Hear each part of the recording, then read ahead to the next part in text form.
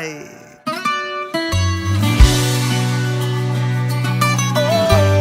Oh no, oh no. Hey, hey. Sí, sabes que ya llevo un rato mirándote. Tengo que bailar contigo hoy. Vi que tu mirada ya estaba llamándome. Muéstrame el camino que yo voy. Oh, tú eres el imán y yo soy el metal. Me voy acercando y voy armando el plan. Solo con pensarlo se acelera el pulso. Ya me estás gustando más de lo normal. Todos mis sentidos van pidiendo más. Esto hay que tomarlo sin ningún apuro. Despacito.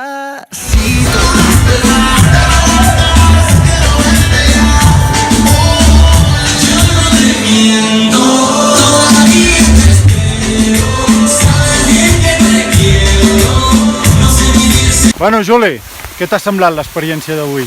Puta mare. La veritat és que després de les 12 hores vam dir que tornaríem a veure'ns per esquiar junts i això d'esquiar un 22 d'abril, puta mare. Un plan ben organitzat, ara ens fotrem una barbacoa i unes birres i res, collonut. Escolta, els hem de donar les gràcies als Jordis, el Navarro i l'altre, perquè tota la feina se l'han currada ells i nosaltres al seu remolc, però estem molt contents, Jordis, de veritat. I tant, i també agrair a la Masella, a l'estació d'esquí de Masella, per facilitar-nos una barbacoa, deixar marcar uns pals. La veritat és que, hòstia, tractant així el client, puta mare, eh? Saps que tenim un problema? Què? És tardíssim i hauríem de baixar per la pala directa i no per aquí. No sé com acabarà aquesta història. Deixo de gravar, que potser ens tocarà caminar. Adeu! Adeu!